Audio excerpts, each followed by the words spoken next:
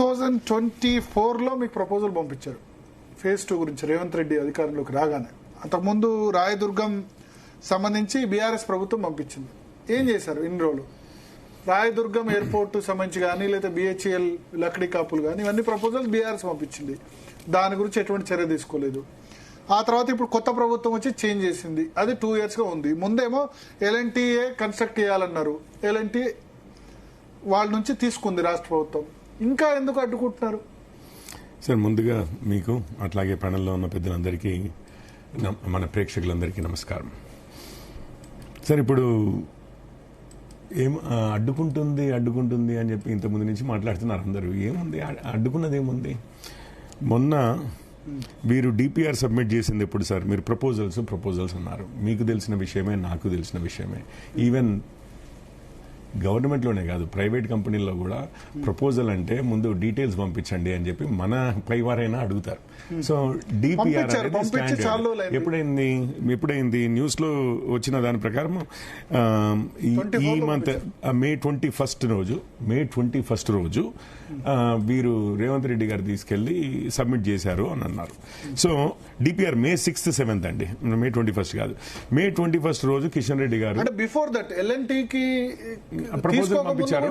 అయితే దానికి ఏమన్నారు అని అంటే, ఈ ఇంటర్ కనెక్టివిటీ ఏ విధంగా చేస్తాము, మనం ఒక మెట్రో నుంచి ఇంకో మెట్రోకి ప్రయాణికులు వెళ్తున్నప్పుడు ఇంటర్ కనెక్టివిటీ ఏ విధంగా చేస్తాము, దాని మీద ఒక సొల్యూషన్ కి తీసుకొస్తే ఏదైనా అగ్రిమెంట్ అన్నా ఉండాలి. మెట్రో ఎల్ఎన్టీ మెట్రో వాళ్ళతో ఆ అనుసంధానం చేసే అగ్రిమెంట్ అయినా, లేకపోతే వాళ్ళే పార్టిసిపేట్ అయినా ఈ మెట్రోలో ఆ మెట్రోలో, లేదా వాళ్ళు కాకుండా ప్రభుత్వమే టేక్ ఓవర్ చేసిన.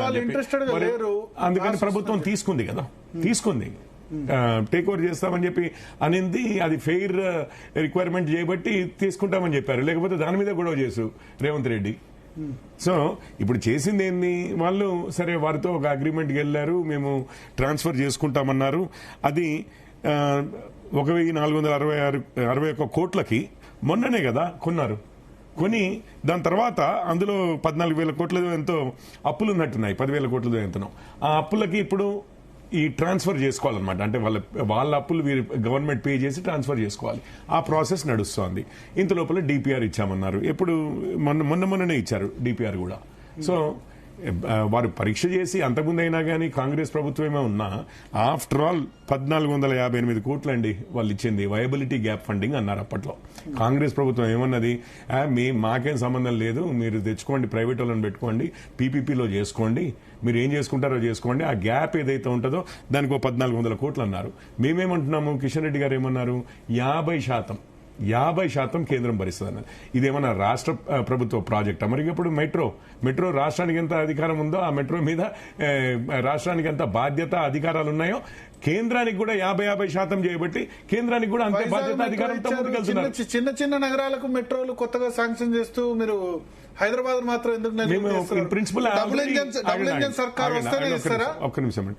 మేము ఇన్ ప్రిన్సిపల్ ఆల్రెడీ అగ్రీ చేశాము అని అంటే, ఇది ఓన్లీ కిషన్ రెడ్డి గారికి చెప్పింది కాదండి. మదన్ లాల్ ఖట్టర్ గారు కూడా, ఏది మనోహర్ లాల్ ఖట్టర్ గారు కూడా ఫేవరబుల్ కన్సిడరేషన్ అని అదే దాంట్లో చెప్పారు. ప్రెషర్ చేస్తుంది మిమ్మల్ని ఏంటి? బీఆర్ఎస్ మెట్రో గురించి ఎవరిని అది కాదు. బీఆర్ఎస్ అసలు బీఆర్ఎస్ వల్లనే కదా 10 ఏళ్లు మనకి ఫలక్నుమా, మీరు ఇప్పుడు ఇంతకుముందు అన్నారే ఇమ్లిబన్ నుంచి ఫలక్నుమా వెళ్లాల్సిన మెట్రో అసలు ఇన్నేళ్లు కాలేదు. మెట్రో రెండో దేశ ప్రతిపాదనలో కేంద్రం గుర్తించిన లోపాలేంటి? ఎందుకు అనుమతి? ఏం లేదండి, డిపిఆర్ అడిగారు, ప్రాసెస్ ఫాలో అవుతారు. అది డిపిఆర్, ఆ డిపిఆర్ తీసుకుని ఒక ఇన్వెస్ట్మెంట్ కమిటీ ఉంటుంది, వాళ్ళు అనలైజ్ చేస్తారు. ఇంకా దాని గురించి మాట్లాడలేదు. అది అండర్ ఇది ఎగ్జామినేషన్ ఉందని చెప్పారు. ప్లస్ ఇన్ ప్రిన్సిపల్ మేము వీఆర్ ఓకే అని చెప్పారు.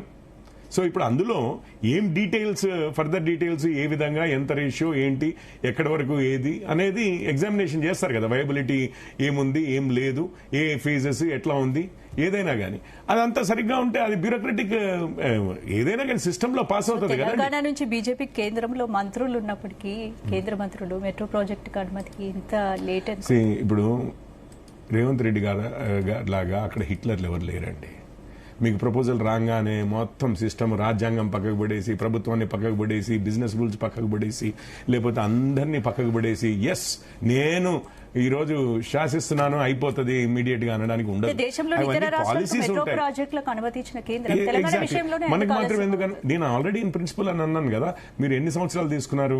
ఇప్పుడే భరత్ గారు కూడా చెప్పారు, మీరు first phase the MIM sanction కోసం అది ఇంకా ఆ దేశంలో మనం ఏం చేయలేము, ఇది మన భారతదేశంలో మనం చేసుకుందాంలే అని చెప్పి ఎంఐఎం శాంక్షన్ లేనిది మనం ఆ దేశంలోకి ఎంటర్ కాలేమని చెప్పి బీఆర్ఎస్ వాళ్ళు వదిలేశారు.